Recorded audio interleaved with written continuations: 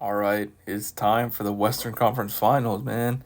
I'm so excited for this matchup. So many interesting young guys, so many interesting individual matchups, team defense. Both these teams play, intense defense, full court pressure sometimes. You never know, what you're going to get off the bench, who's going to step up.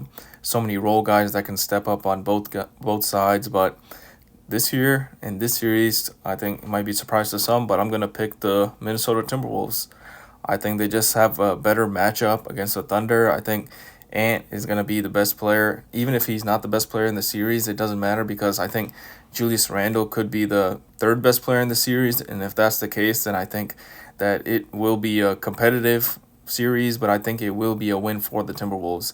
Obviously, Shea, I think, will be the first or second best player, but if Ant and Randall can be two of the three best players in this series, then I think that that's a good indication that the Wolves will win this series. The Chet, he just hasn't been the same offensively, especially since he's come back from his injury. So I think that's limiting him a bit.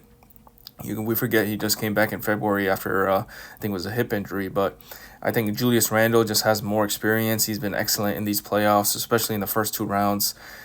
First round against LeBron and second round against Draymond Green. Two good post defenders, two strong guys, and Julius Randle was pretty much able to have his way. Getting into the paint, getting free throws, even knocking down some threes, playmaking. I think that'll be the key. His playmaking and Ant's playmaking against this crazy Thunder defense, especially the ones that we saw in Game 7. But you know, I just like the matchup. I think Minnesota has a ton of guys that they can throw at Shea, and Thunder have a ton of guys they can throw at Ant. But I think the real X factor will be Julius Randle, and then Chet can guard Gobert. They can put Hartenstein on Randle, but I think Randle is a little bit too quick for Hartenstein. And then as far as the Wolves go, they got Jaden McDaniels, they got Alexander Walker. They can put on J Dub. So I think what their focus will be is we can let Shea score as much as he wants, but if he doesn't get the other guys involved, especially the shooters like Lou Dort, Caruso, Cason Wallace, Aaron Wiggins, Jalen Williams, the other Jalen Williams as well, I think that'll be the key focus for the Wolves defense.